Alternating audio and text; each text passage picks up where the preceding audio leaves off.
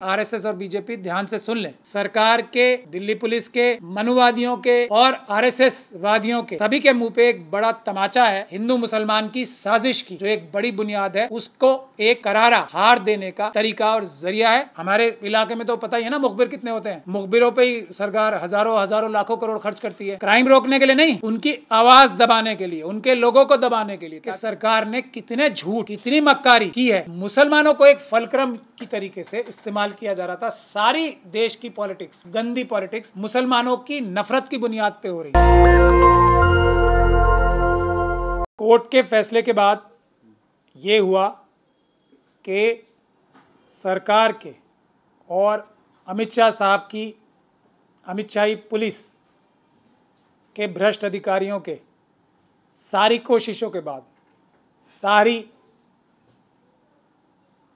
झूठ के बाद, सारे फरेब के बाद, सारी मक्कारी के बाद भी मुस्लिम महापंचायत, ऑल इंडिया मुस्लिम महापंचायत होगी। कब होगी सर? हाँ, ये बात है कि इतने झूठ जज साहब को बोल दिए जो हम साबित करेंगे और उन सभी लोगों का कानूनी इलाज भी करेंगे जिन्होंने जज साहब को इतने बड़े बड़े झूठ बोल के जजेस को डराने की कोशिश की, झूठ बोल के अपने। तो कब होने से मुराद ये है कि हाँ, इतने सब के झूठों के बाद भी जज साहब ने ये बोला कि यहाँ पुरानी दिल्ली में क्योंकि कम्युनल टेंशन का माहौल रहा है, ये भी जज साहब को गलत बताया गया। ऐसा कोई माहौल रहा नहीं है, कोई दंगे नहीं हुए हैं यहाँ पे, कितने साल हो गए, ऐसा कभी दंगे हुए भी नहीं है बहुत सालों से। तो उसकी वजह से होगी, लेकिन 11 तारीख के बाद होगी, ये जज साहब का फैसला आया है। और ये मेरे ख्याल से सरकार के, दिल्ली पुलिस के, मनुवादियों के और आरएसएस वादियों के सभी के मुंह पे एक बड़ा तमाचा है कि इतनी कोशिश के बावजूद भी वो कोर्ट से ये नहीं कहलवा पाए कि मुस्लिम महापंचायत जो है, ऑल इंडिया मुस्लिम महापंचायत, वो जो मिशन सेव कॉन्स्टिट्यूशन और we the Muslims of India कर रहे हैं या हम भारत के मुसलमान कर रहे हैं, वो गैर कानूनी है और वो नहीं होगी। ऐसा वो पूरी ताकत लगाने के बाद भी नहीं कहला पाए। अपने झूठ से कुछ दिन पोस्टपोन कर लेंगे, उससे क्या हो जाएगा। उनकी कोई भी साजिश जो आज तक रही है वो नाकाम रहेगी। आरएसएस और बीजेपी ध्यान से सुन लें कि अब वो पॉलिटिक्स ऊपर वाले ने हमारे हाथ में उसका तोड़ दे दिया है। Muslim Mahapanchayat, all India Muslim महापंचायत हो या मेवात की मुस्लिम महापंचायत हो, जहाँ की भी परमिशन आज विड्रॉ कर ली गई है, या दीगर मुल्क के हर एक हिस्से में जहाँ जहाँ मुस्लिम महापंचायत होगी, वो मुसलमानों के साथ साथ schedule caste, schedule tribe, OBC और दूसरी अक़लियतें, सिख, क्रिश्चियन, बौद्ध की भी आवाज़ बिल्कुल बराबरी से उठाएगी। और यही हिंदू मुसलमान की साजिश की जो एक बड़ी बुनियाद है, उसको एक करारा हार देने का तरीका और ज़रिया है। अब के बाद से मुस्लिम महापंचायतें सब जगह होंगी और वो सब की आवाज़ उठाएंगी। ये सरकार की, आरएसएस की, मैं समझता हूँ बहुत बड़ी हार और शिकस्त है। आपने बार बार कहा कि झूठ, सरकार बहुत झूठ बोले। कौन मतलब क्या झूठ बोला और क्यों बोला, क्या वजह क्या थी? पहले तो देखिए, हमसे क्या दबाव बनाया जा रहा था कि तुम सिर्फ मुसलमानों की आवाज़ उठाओ तो सरकार तुम्हें टेलीविज़न देगी, सरकार तुम्हें बसें देगी।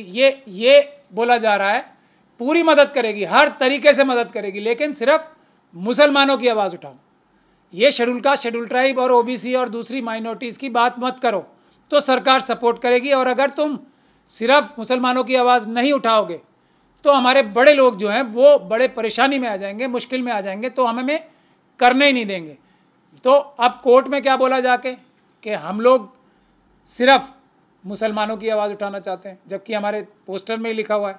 इसीलिए मैं कह रहा हूँ ना कि ये सब झूठ बोले कि कम्युनल टेंशन हो जाएगी। 16 तारीख को नकली कंप्लेंट्स, और वो अब इन्वेस्टिगेशन शुरू होगी ना, उस पर किस किस से झूठी कंप्लेंट्स बनवा के जजेस को, जो हाई कोर्ट को गुमराह किया है। 16 तारीख को ही 3 कंप्लेंट्स आ गई। और मज़ेदार बात देखिए, उसमें कंप्लेंट करने वाले करीब 6, 7, 8 लोग हैं। उसमें से सिर्फ एक गुप्ता जी हैं, बाकी सारे मुसलमान हैं। सारे मुसलमान अपोज कर रहे हैं मुस्लिम महापंचायत को। तो इससे क्या साबित हो गया कि कोई कम्युनल टेंशन नहीं, किसी नॉन मुस्लिम को कोई परेशानी नहीं थी, क्योंकि हम तो उनकी भी आवाज़ उठा रहे थे।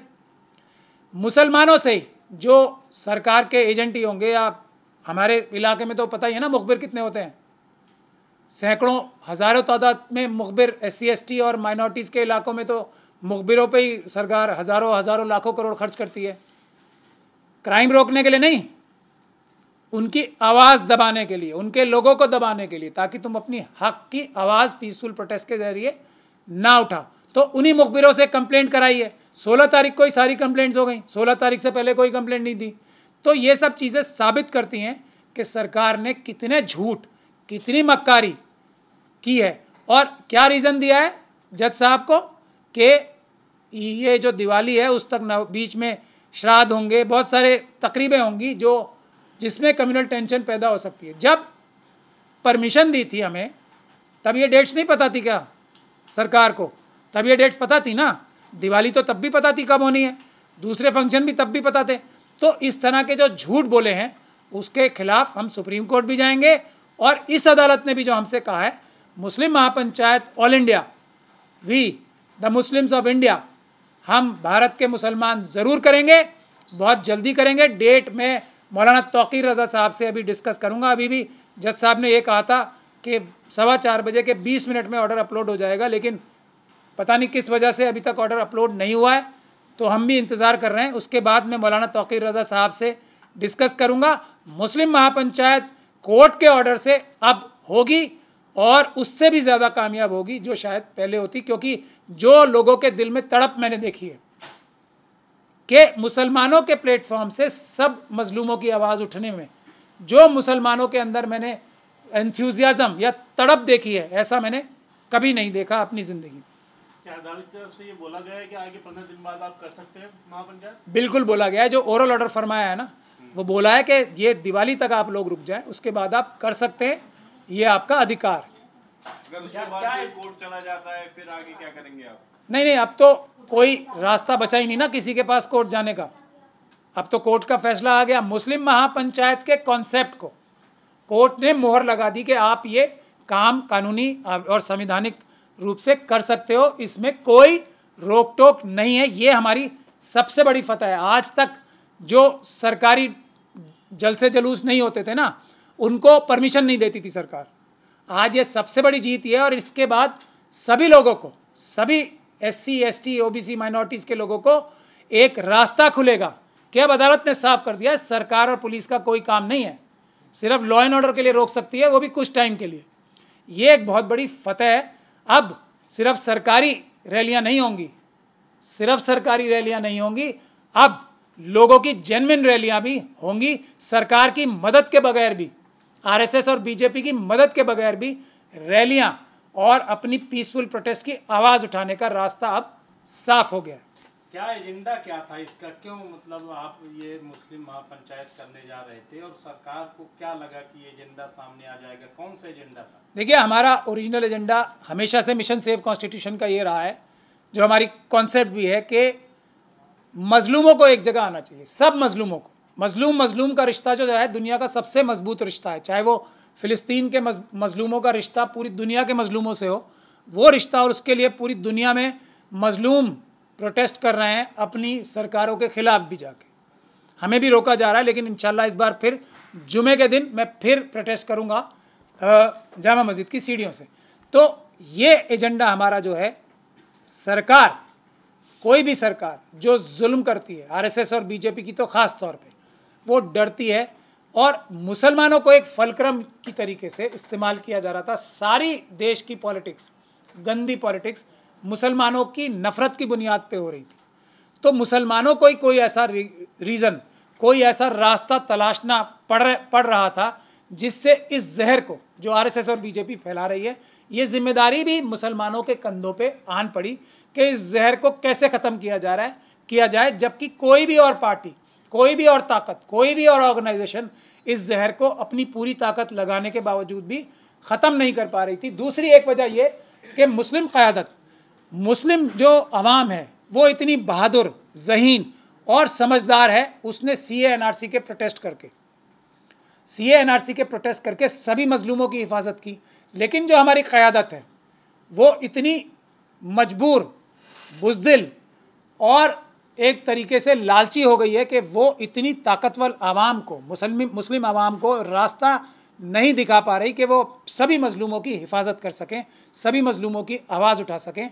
ये एक जो अंधेरा जो एक तरफ छाया हुआ था, उसमें मुझे भी, मौलाना तौकीर रज़ा को भी, पूरे मुल्क से ये डिमांड एक तरह से आ रही थी कि कोई क़यादत तो होनी चाहिए जो बुज़दिली छोड़ के बहादुरी से और जहानत से रास्ता दिखाए मुस्लिम कम्युनिटी को, ताकि ये जहर हिंदू मुस्लिम का ख़त्म किया जा सके हमेशा के लिए और मुल्क को मजबूत किया जा सके, सभी मजलूमों की हिफाजत की जा सके। तो हमने सभी लोगों से गुजारिश की, जब कोई भी इस बहादुरी के रास्ते पे आने को तैयार नहीं हुआ तो मौलाना तौकीर रज़ा साहब ने और मैंने मिल के कहा कि हम शुरू करते हैं और इस काम को आगे बढ़ाते हैं। जैसे ये काम मजबूत होगा तो सभी लोग हमारे साथ आएंगे और इस बहादुरी के रास्ते पे, इस आइनी रास्ते पे, इस कानूनी रास्ते पे, इस सबका हक हासिल करने वाले रास्ते पे, SC ST OBC और माइनॉरिटीज़ को साथ लेके चलने वाले रास्ते पे सभी लोग आएंगे और RSS और BJP के सामने खड़े होके उनकी आंखों में आंखें डाल के उनको पीछे हटने पे मजबूर करेंगे कि तुम लोग हमारे मुल्क को अब मुसलमानों के नाम पे और बांट नहीं सकते। तो इसीलिए सरकार ने हमसे क्या बोला पुलिस के ज़रिए कि आप सिर्फ मुसलमानों की आवाज़ उठाओ, हम आपको हर तरह से वो मदद करेंगे। TV चैनल्स का लालच दिया जा रहा था कि आपको प्राइम टाइम पे दिखाया जाएगा घंटों घंटों तक, आपकी स्टेचर इतनी बढ़ जाएगी। तो हम सब ने उसको नकारा और उसका अंजाम कैंसिलेशन, और उसका अंजाम कोर्ट ने भी आज फैसला हमारे हक में किया है, सिर्फ डेट बदलने के लिए कहा है। ये हमारी बहुत बड़ी जीत है। जामा मस्जिद पे आपने नमाज पढ़ने की बात की, पिछली बार भी आपको डिटेन कर लिया गया था, पहुंचने ही नहीं दिया गया। तो देखिए ना, दहशत RSS और मनुवादियों में जो देश को कमज़ोर करना चाहते हैं, कितनी दहशत है मिशन सेव कॉन्स्टिट्यूशन से, कितनी दहशत है एक अकेले इंसान से। मैं क्या कर लूँगा जाके, जबकि मैं ये बोलता हूँ जहाँ मैं जाऊँगा वहाँ पीसफुल प्रोटेस्ट होगा, वहाँ कोई लॉ एंड ऑर्डर की समस्या नहीं होगी। मैं संविधान और कानून के बाहर जाके 1 मिलीमीटर भी बात नहीं करता कोई, तो क्या डर है? संविधान से ही डर है ना, ये बात साबित हो रही है।